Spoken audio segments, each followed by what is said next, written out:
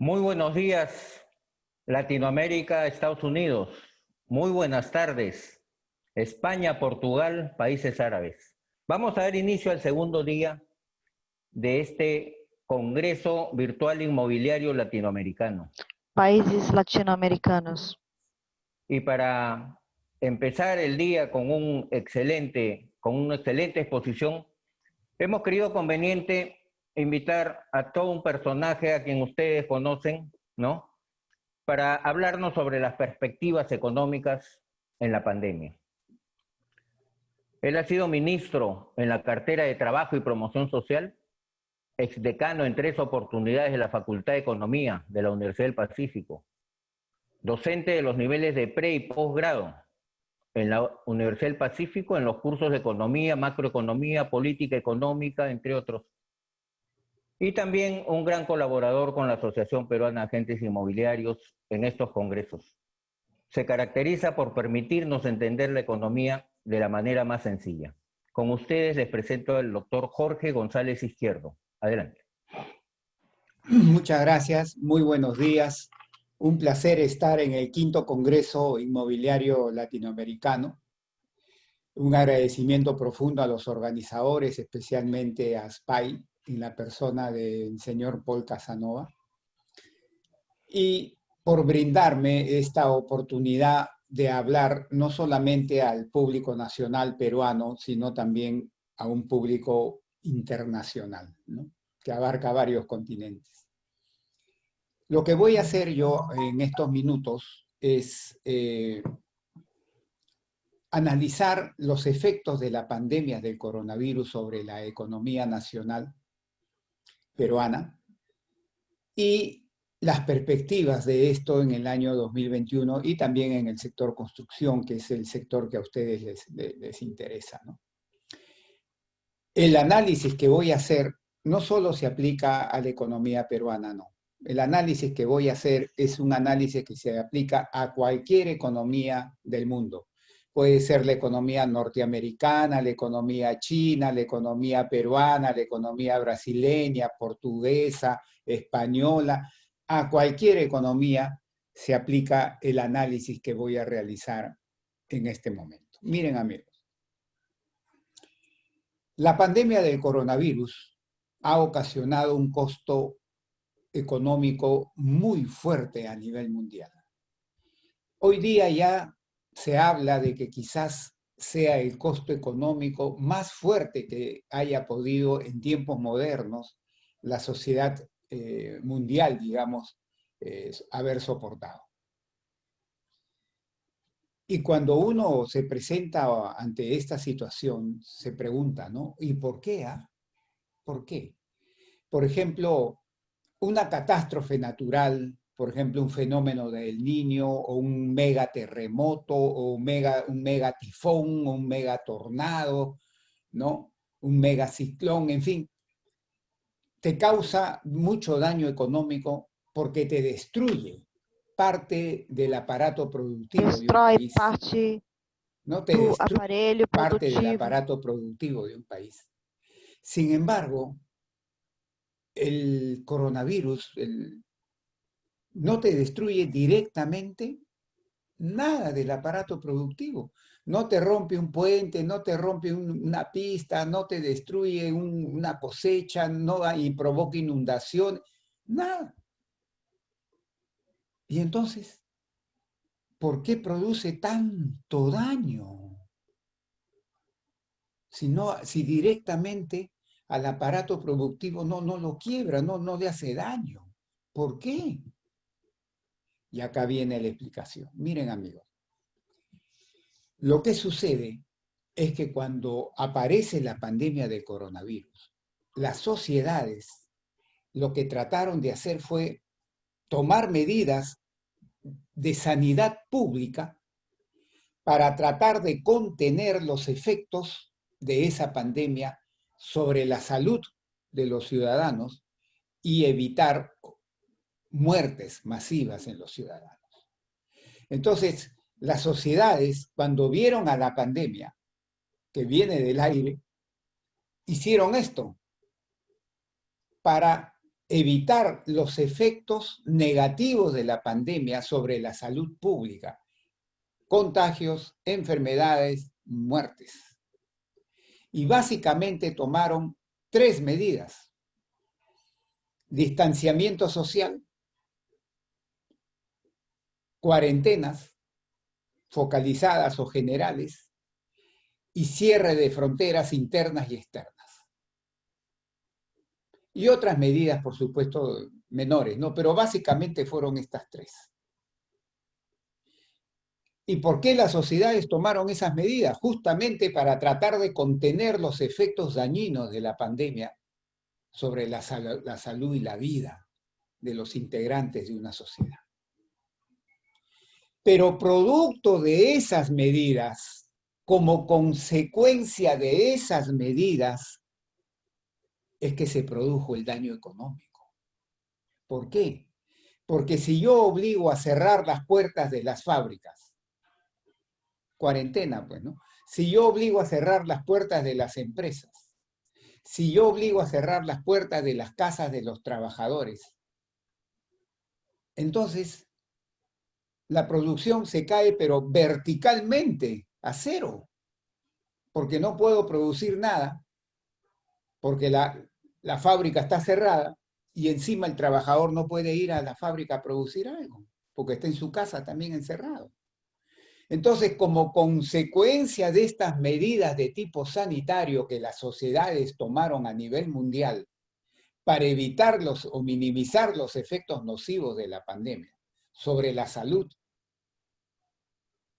y las disfunciones que podrían haber provocado en las sociedades, es que se produjo este costo económico tan violento y tan de corta duración, porque en un mes la producción se derrumbó. En un mes la producción se derrumbó. Pero era como consecuencia de las medidas de salubridad pública que las sociedades tomaban. Y al derrumbarse la producción, se desplomó al costado el empleo. Y al costado también se desplomaron los ingresos, especialmente de los independientes informales, que son bastante en las sociedades latinoamericanas. Independientes informales son los que generan su ingreso día a día. Por ejemplo, un señor taxista. Si tú lo obligas a quedarse en su casa, simplemente no puede generar ingresos. Entonces, Se derrumbó la producción, eso provocó un derrumbe del empleo y eso provocó un derrumbe de los ingresos de la gente. Las tres cosas juntas en economía configuran el concepto de recesión. Entonces, lo que está atravesando hoy día casi todos los países del mundo es una profunda recesión económica, producto de la pandemia. Muy bien.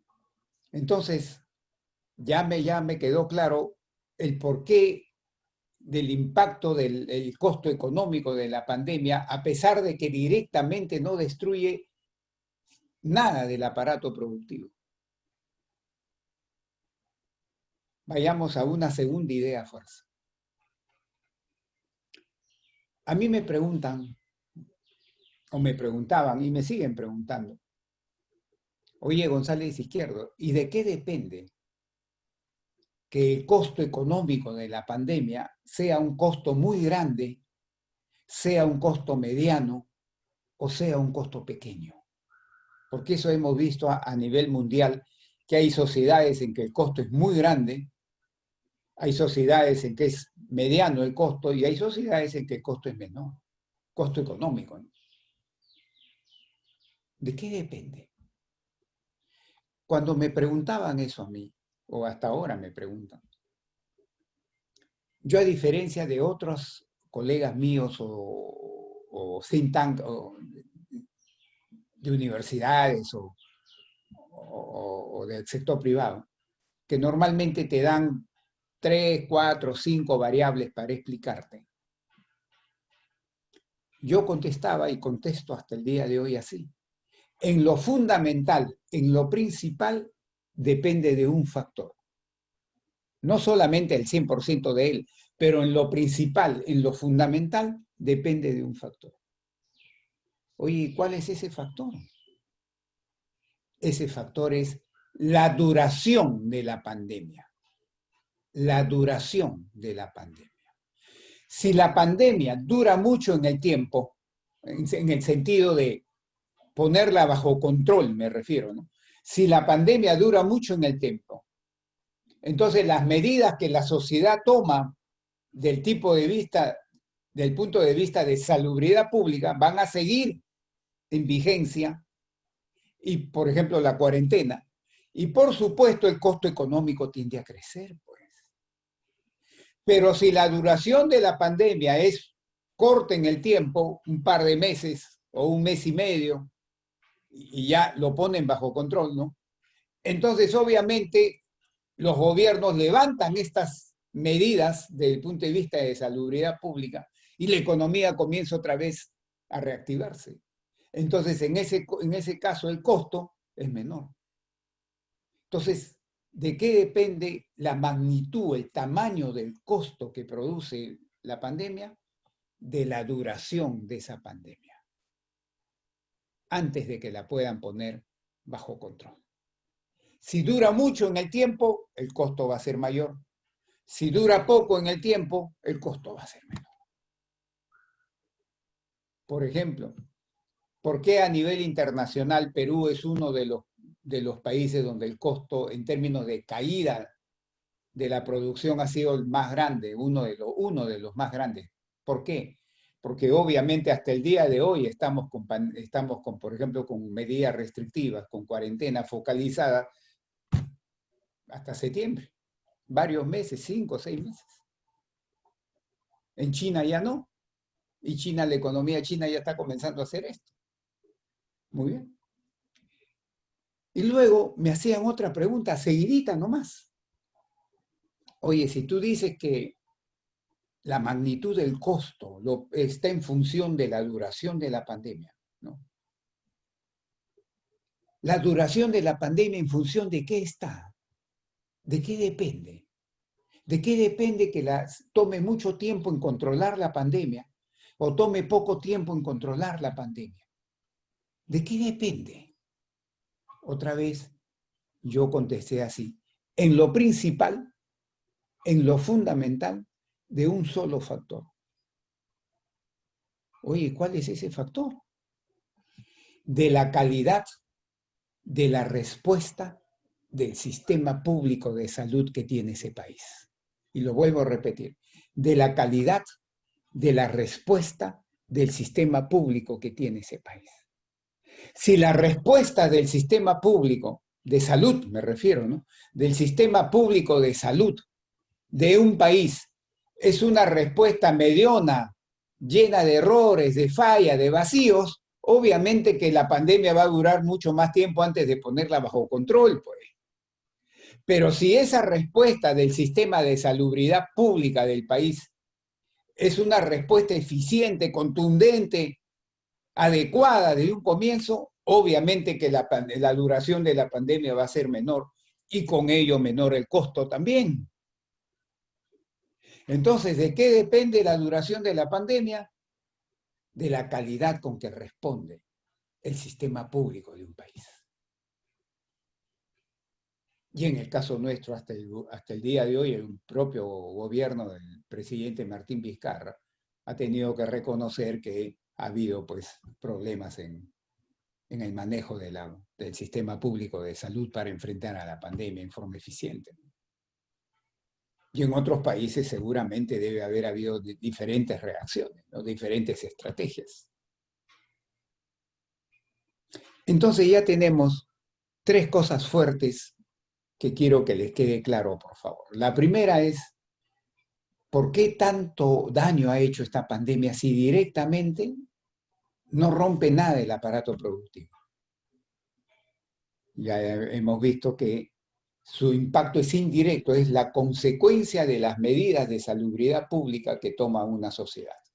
Como consecuencia de eso, se produce el derrumbe, la producción, el empleo y los ingresos. Segundo, oye, ¿y de qué depende que el costo sea un costazo o sea un costo chico? ¿De qué depende? De la duración de la pandemia. Y tercero, ¿y de qué depende la duración de la pandemia? De la calidad con que responde el sistema público de salud de un país, de una nación. Muy bien. Tomando claramente esos 3 conceptos, vayamos a seguir desarrollando el tema. Miren, voy a poner este ejemplo para que me entiendan fácilmente y después los vamos a pasar a la economía. Supongamos que estamos en una reunión y en la mitad de una reunión una persona pierde el conocimiento y se cae al piso. Como es nuestro amigo, inmediatamente agarramos, lo subimos a un carro y nos vamos a un hospital y lo metemos por emergencia. Entonces, nuestro amigo, el paciente, llega a emergencia. Y en emergencia, los médicos intensivistas, emergencistas, ¿qué es lo que van a hacer? Tratar de mantenerle sus funciones básicas para evitar que el paciente fallezca, muera. Y si lo tienes que poner en UCI, lo vas a poner en UCI. Pero lo que se trata de hacer en la emergencia es mantenerte, ¿no?, las funciones básicas bien, para evitar que fallezcas. Y una vez que te estabilizan, te sacan de emergencia y te pasan a sala de recuperación. Para que ya en la sala de recuperación ya te comiencen a tratar el por qué te caíste, perdiste el conocimiento, puede haber sido el riñón, el corazón, en fin. Y te comienzan a medicar hasta que con el tiempo te dan de alta porque ya recobraste tu salud y te puedes ir a tu casa, ¿no? Eso es lo normal que pasa con un ser humano. Ese ejemplo vamos a pasarlos a las economías, a la economía peruana y repito, y a cualquier otra economía del mundo, de la gente que nos están viendo en este momento. Se aplica igualito. Cuando se toman las medidas, en casi todo el mundo se tomaron las medidas, no en todo el mundo, pero en casi todo, en la mayoría de los países se tomaron en el mes de marzo y abril, ¿no? Cuando se toman las medidas en que las sociedades tratan de defenderse de los efectos de salud pública sobre la salud pública de la pandemia, cuando se toman las medidas y se produce pues el distanciamiento social, se producen las cuarentenas, el cierre de fronteras internas, externas, etc. Eso es como que las economías, en este caso la economía peruana, entre en emergencia.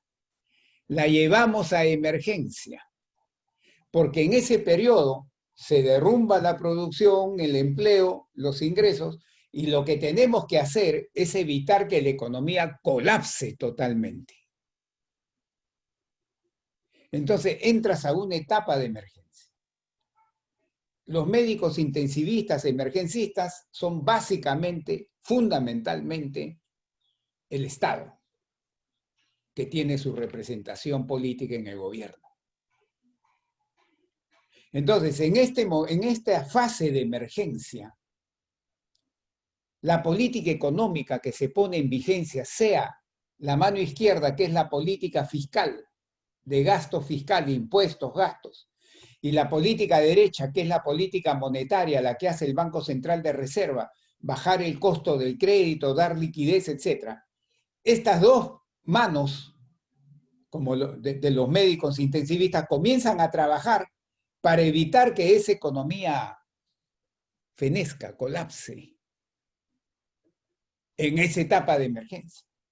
Entonces se sacan, por ejemplo, medidas como subsidiar la planilla, ¿no?, para que las empresas no quiebren o no despidan mucha gente, como pasó en Estados Unidos con el CARES Act, ¿no?, el PPP, el programa PPP. O el Banco Central del país agarra y te baja la tasa de interés de referencia y te la pone casi en cero, para que con el tiempo el costo del crédito baje y eso estimule el consumo y la inversión. Y los bancos centrales comienzan a dar liquidez al sistema bancario para que el sistema bancario tenga los recursos para seguir prestando.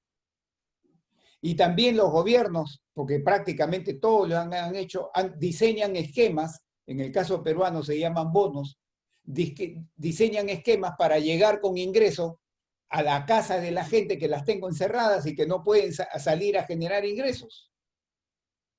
Pero todas estas medidas en la fase de emergencia son para evitar que la economía colapse, fenezca. Eso en el caso peruano duró desde el 16 de marzo, todo abril y todo mayo.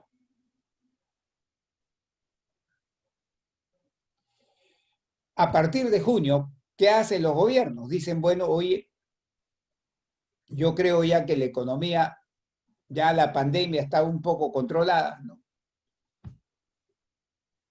Vamos a comenzar a reabrir la economía, a dar permiso a la economía. Vamos a dar permiso a las empresas.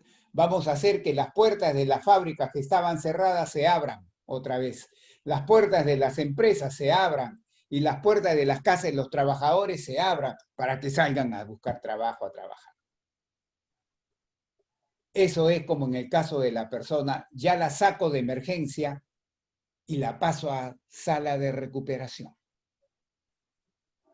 Cuando los gobiernos comienzan a dar permiso para que el aparato productivo pueda volver a operar otra vez. Y los trabajadores puedan volver a salir a la calle a buscar su trabajo. Aparece lo que se llama la segunda fase. Ya superamos la emergencia, ya logramos que la economía no colapse. Nos vamos a la segunda fase. Se inicia el proceso de recuperación. Ya estoy en sala. Aparece la fase de recuperación, o como yo la llamo, rebote. Rebote. ¿Y qué es esta fase de recuperación o rebote? Oye, González Izquierdo, ¿por qué dices eso? A ver, explícanos. Ahí va. Y voy a poner otro ejemplo también para que lo entiendan fácilmente. Ese es como si yo estuviese parado con una pelota a la altura de mi cara y la tengo agarrada con mis dos manos, la pelota.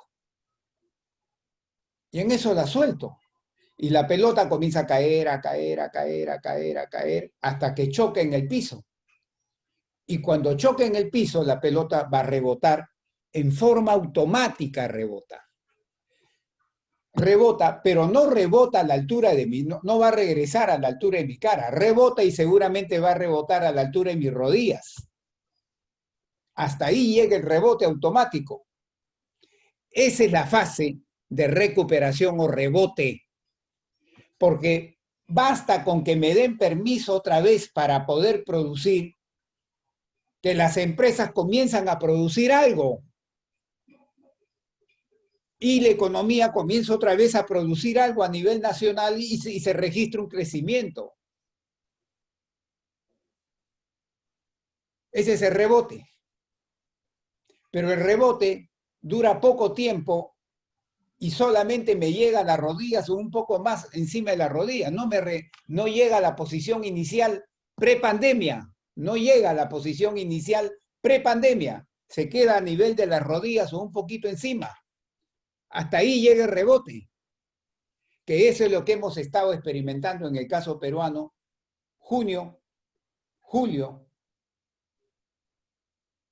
y se venía agosto. Pero como repuntó la pandemia, en agosto se cortó el proceso de rebote, porque el gobierno tiró marcha atrás algunas de las medidas que había tomado y no dio permiso que se abran las actividades que el gobierno llama de la cuarta fase. Se truncó el proceso de recuperación, se truncó el proceso de rebote. Pero en otros países no. Entonces los gobiernos siguen abriendo, siguen abriendo, siguen abriendo. Obviamente la economía reacciona porque estaba produciendo cero una empresa, ahora me dan permiso para operar, produzco algo, pues. Entonces registro un crecimiento, pues ese es el rebote.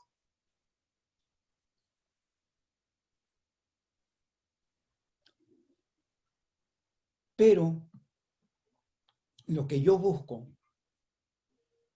es que la pelota regrese a la altura inicial de la cara. El rebote no alcanza para eso. Entonces, ¿qué tengo que hacer? Lo que tengo que hacer es, con mi mano derecha y mi mano izquierda, agarrar a la pelota, que estaba a la altura de mis rodillas en el rebote, y luego, con mis dos manos, subirla, subirla, subirla, subirla y ponerla a la altura de la cara, que fue la posición inicial. En términos de las economías entras a una tercera fase ya no solo de rebote, sino una tercera fase que se llama de reactivación de la economía. Ya no recuperación, sino reactivación de la economía. En la que lo que tú tratas es de regresar a los niveles de prepandemia, antes de marzo. En materia de producción, antes de marzo, y sobre todo de empleo, antes de marzo. Eso es lo que uno busca en la etapa de recuperación. Hacer que la economía regrese a su nivel de prepandemia, para seguir con el ejemplo del paciente, hacer que el paciente se sane y le den de alta. En esa tercera fase, en el Perú, todavía no estamos. Estamos en la segunda. Pero sí hay economías, hay otros países que ya están en la tercera fase. Estados Unidos, por ejemplo. China, por ejemplo. Chile acá, por ejemplo. Hay economías que ya están en la tercera fase. Nosotros todavía estamos en la segunda fase porque nos rebrotó la pandemia. Y se tuvo que parar ahí la segunda fase de la recuperación. Entonces, en la tercera fase es que yo trato de volver a mi situación prepandemia fundamentalmente en dos variables: empleo y producción.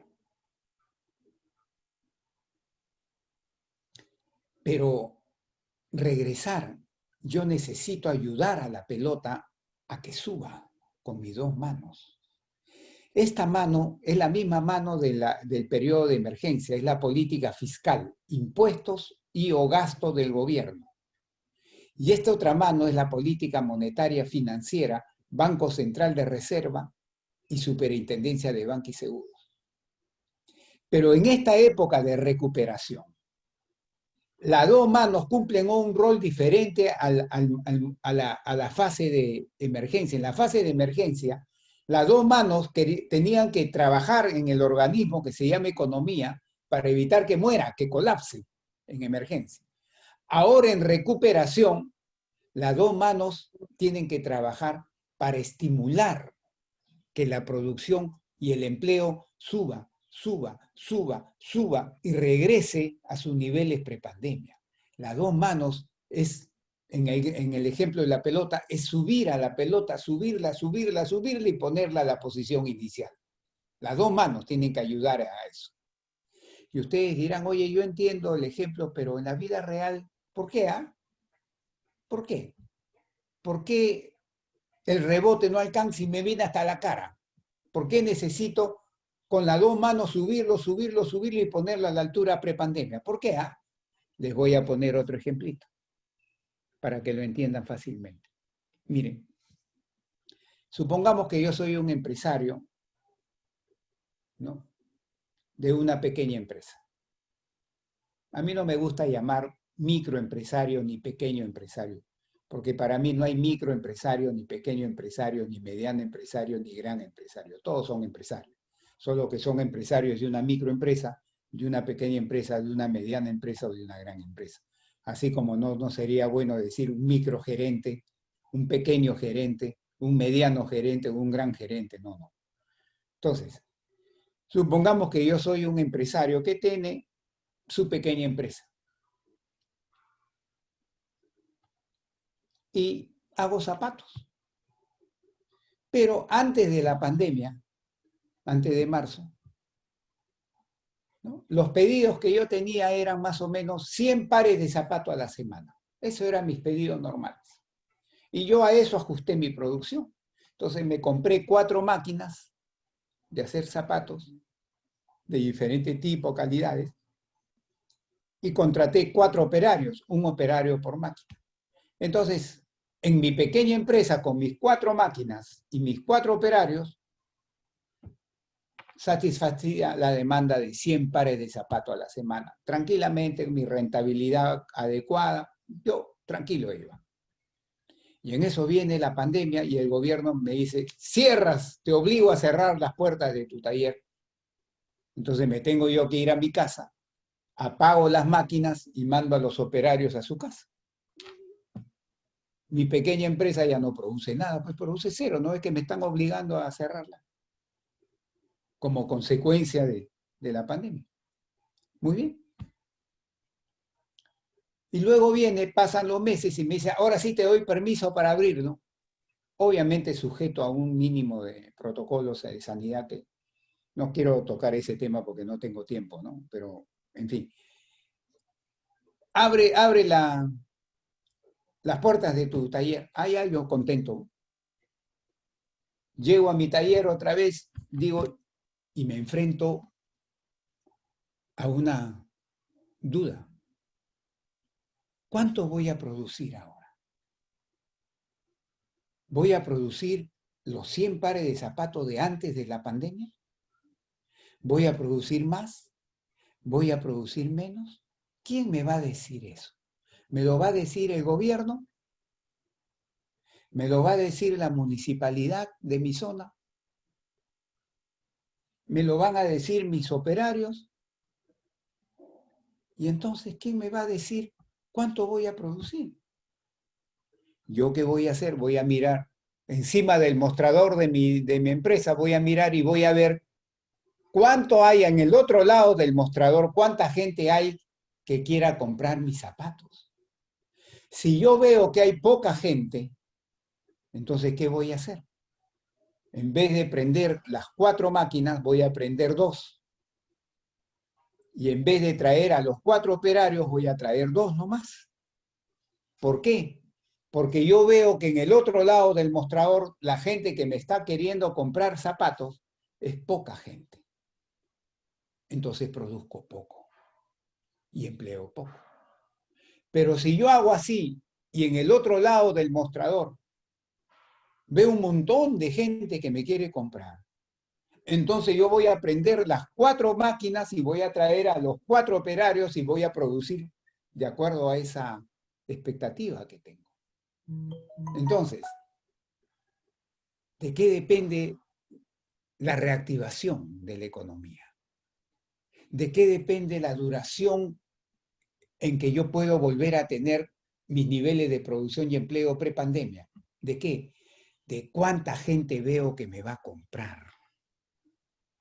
Porque ningún empresario va a producir para no vender, pues. Entonces, ¿quién determina la velocidad de la reactivación de la economía? El estado de la demanda, el gasto, lo que quiere comprar el sector privado sobre todo. Porque en función de eso va a estar la reactivación de la producción y el empleo. Y la demanda, yo la muevo, la influyo con estas 2 manos, con la política fiscal y con la política monetaria. Con las 2 manos yo influyo en la demanda. Entonces la pelota en el fondo es la demanda que yo subo, la ayudo a subir a la demanda, para que atrás venga la producción y el empleo que también la sube y lo sigue a la demanda. Entonces, en la fase de reactivación, vital es la política monetaria y fiscal que sean expansivas para que estimulen el gasto, estimulen la demanda interna, sobre todo del sector privado, consumo e inversión. Lo estimula y ahí recién el aparato productivo reacciona, crea más producción y crea más empleo. Entonces, esa es la razón por la que en el ejemplo yo pongo las 2 manos que ayudan a subir a la pelota hasta la altura inicial prepandemia. En muchos países ya están en esa época, están en esa etapa, están en esa fase de reactivación de la economía. En nuestro país todavía, acá en el Perú, estamos en la segunda fase, la de rebote y recuperación recién, porque no se ha terminado de reabrir todo el aparato productivo.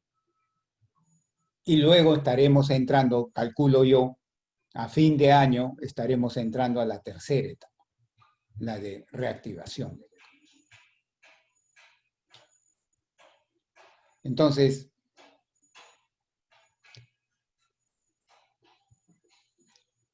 lo que quería también dejar acá bien claro es lo siguiente.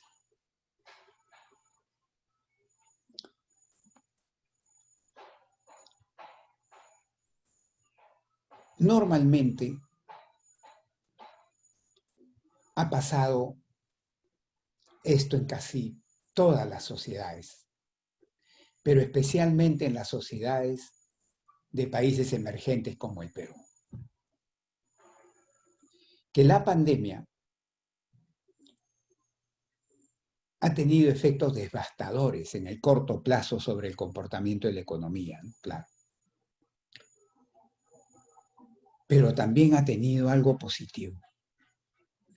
Y cuando yo digo esto, a veces me dicen, oye, González Izquierdo, no seas pues masoquista, ¿cómo vas a decir que esta pandemia tiene algo positivo? Sí, algo positivo tiene. ¿Y saben cuál es lo positivo? Que ha desnudado en toda su extensión, ha puesto en vitrina en toda su realidad a una serie de deficiencias que la sociedad peruana tenía, o otras sociedades también tienen. La calidad del sistema público de salud. Acá en nuestro país hemos visto que ese sistema público de salud colapsó. De verdad que colapsó. Y el sistema privado de salud reaccionó, pero reaccionó de acuerdo a su criterio. Si tienes exceso de demanda, subes precio. Bueno. Entonces la gente que no podía ir al sistema público porque ya no había capacidad, colapsó. Se iba al sistema privado, al sector privado de salud, y prácticamente tenían que empeñar un riñón, un hígado, para poder pagar la cuota, la factura. Nos desnudó esa realidad. Segundo, la educación. Nos dijeron, ahora hay que hacer educación como no se puede presencial, por internet. Clases virtuales, a nivel de introducción, primaria, secundaria, universidad, todo, clases virtuales.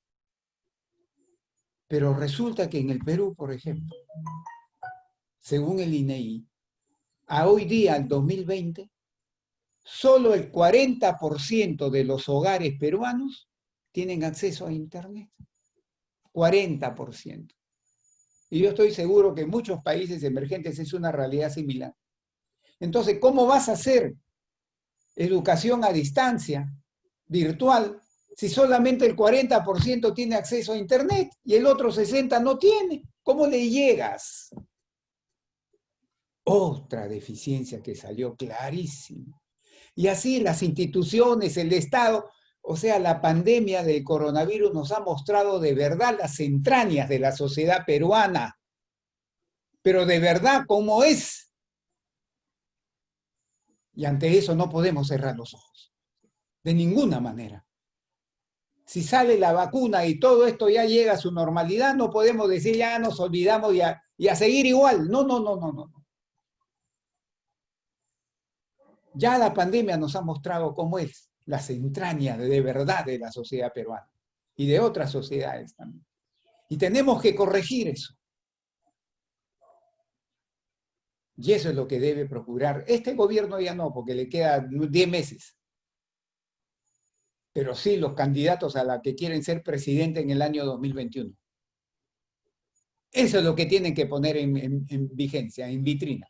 ¿Qué van a hacer para arreglar estas tremendas deficiencias que la pandemia nos mostró con toda su crudeza, con toda la realidad? No podemos cerrar los ojos a eso. Tenemos que reformar la sociedad peruana y la economía peruana para solventar esto.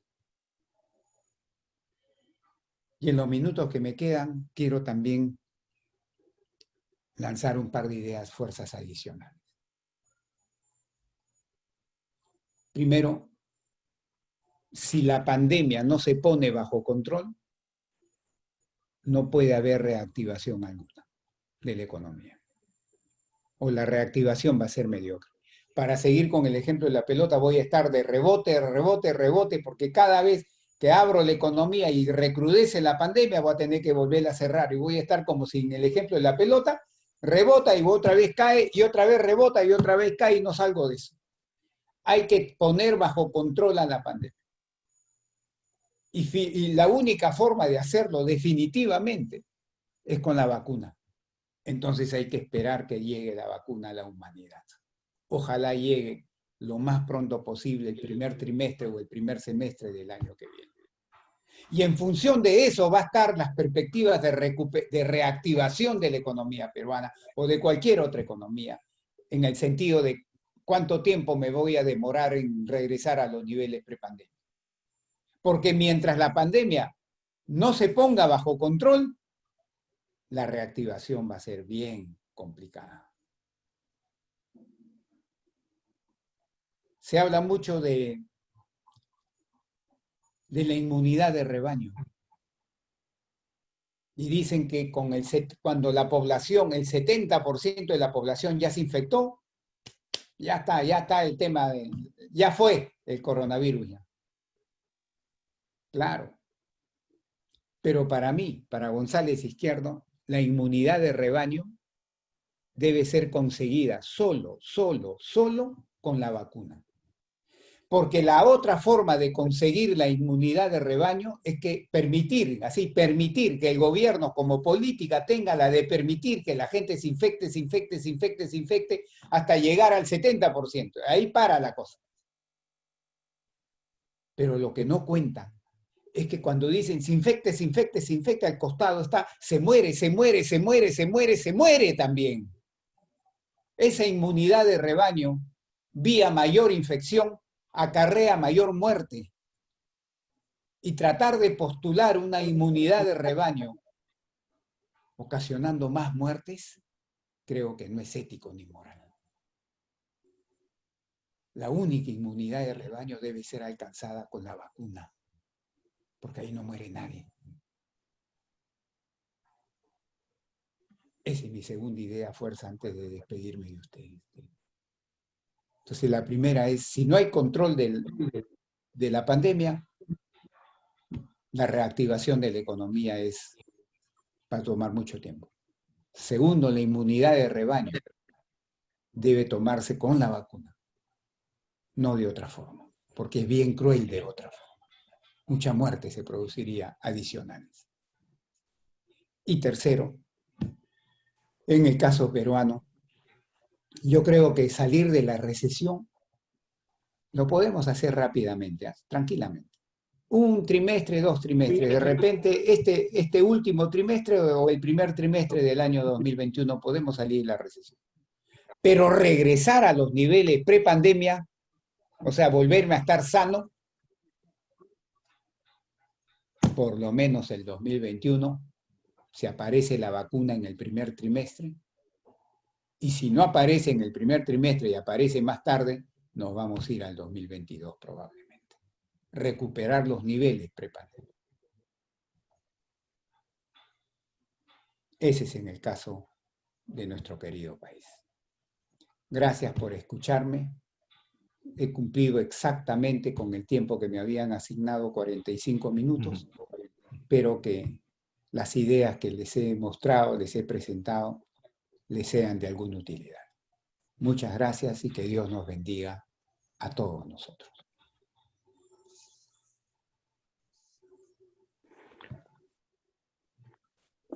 Sí, bueno, las gracias a usted, doctor Jorge González Izquierdo. La verdad que nos sorprende positivamente una vez más con su exposición. Y si en el congreso pasado, en el cuarto congreso de COIPRI, lo despedimos con aplausos de pie, en esta oportunidad lo hacemos levantando la mano. Hay más de 400 participantes en esta oportunidad y a nombre de la Asociación Peruana de Agentes Inmobiliarios y la Confederación Inmobiliaria Latinoamericana, le agradezco mucho su participación. Gracias a ustedes también. Bueno, con ustedes regresamos en pocos minutos. Muchas gracias.